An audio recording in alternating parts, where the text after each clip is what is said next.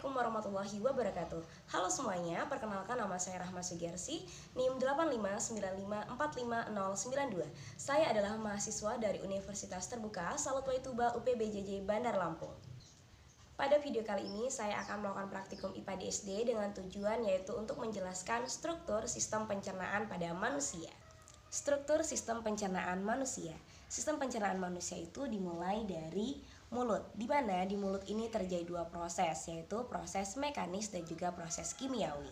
Proses mekanis itu dibantu oleh gigi, di mana gigi itu mengunyah dan menghaluskan makanan yang masuk ke dalam mulut.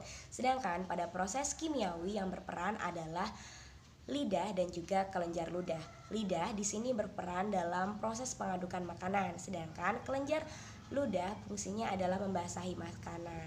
Kelenjar ludah ini menghasilkan sebuah enzim, nama enzimnya adalah enzim amilase. Enzim amilase ini fungsinya adalah mengubah zat tepung menjadi glukosa. Selanjutnya, struktur yang kedua yaitu setelah makanan diproses dari mulut, selanjutnya makanan akan melewati kerongkongan. Nama lain kerongkongan adalah eksofagus. Di dalam kerongkongan ini terjadi sebuah gerakan. Nama gerakannya adalah gerakan peristaltik, di mana gerakan ini adalah suatu gerakan ketika dinding kerongkongan ini membantu proses pendorongan makanan dari mulut menuju ke lambung. Setelah makanan melewati kerongkongan dan sampai ke lambung, struktur yang ketiga dalam sistem pencernaan yaitu lambung. Nah, di lambung ini terjadi dua proses juga teman-teman, yaitu proses mekanis dan juga proses kimiawi, di mana proses mekanis itu dibantu oleh dinding dan juga otot lambung yang meremas makanan. Kemudian proses kimiawinya yang berperan adalah getah lambung yang dihasilkan oleh kelenjar getah lambung.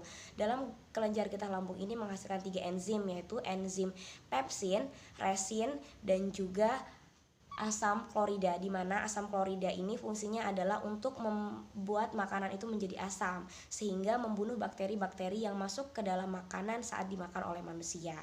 Kemudian setelah dari lambung, selanjutnya makanan akan masuk ke dalam usus halus. Usus halus merupakan struktur sistem pencernaan yang keempat, di mana di usus halus ini dia dibedakan menjadi 3, yaitu usus 12 jari, usus kosong, dan juga usus penyerapan. Di dalam usus 12 jari itu dia dalam proses pencernaan makanannya dibantu oleh yang namanya getah pankreas dan juga getah empedu.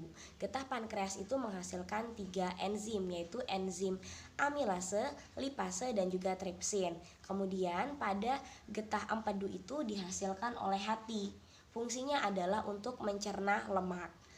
Kemudian setelah melewati usus 12 jari, selanjutnya makanan akan masuk ke dalam usus kosong. Usus kosong ini fungsinya adalah membantu dalam proses penyerapan makanan yang telah diolah di usus 12 jari.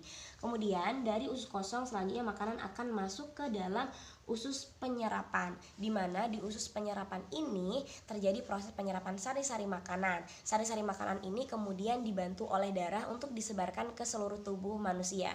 Nah, dari situ teman-teman kita bisa mendapatkan energi seperti itu. Setelah sari-sari makanan itu disebarkan ke seluruh tubuh manusia, sisanya lanjut masuk ke dalam struktur yang selanjutnya ya teman-teman, yaitu yang kelima berupa usus besar. Di usus besar ini nanti terjadi lagi proses penyerapan makanan berupa cairan, vitamin, dan juga mineral, sisa dari proses penyerapan pada usus halus.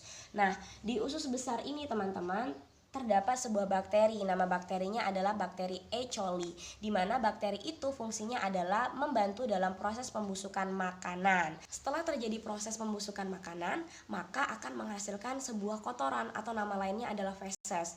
Kemudian feses itu nanti akan ditampung di struktur yang selanjutnya, yaitu ada di rektrum. Nah, di rektrum ini fungsinya adalah sebagai tempat untuk penampungan feses atau kotoran sementara. Ketika di rektrum ini fesesnya sudah penuh, maka rektrum akan mengirimkan sinyal kepada otak bahwa fesesnya sudah penuh dan selanjutnya masuk ke struktur yang selanjutnya, yaitu keluar melalui anus, di mana kotoran yang sudah menumpuk di rektrum ini akan keluar melalui anus manusia, teman-teman, seperti itu. Itu adalah struktur sistem pencernaan manusia ya teman-teman, sehingga dapat disimpulkan bahwa struktur sistem pencernaan manusia itu dimulai dari mulut, tenggorokan, lambung, usus halus, usus besar, rektrum, dan terakhir dikeluarkan melalui anus. Nah, Cukup sekian dari saya mengenai penjelasan struktur sistem pencernaan manusia. Apabila ada salah kata, saya mohon maaf. Saya akhiri. Wassalamualaikum warahmatullahi wabarakatuh. Bye-bye. See you.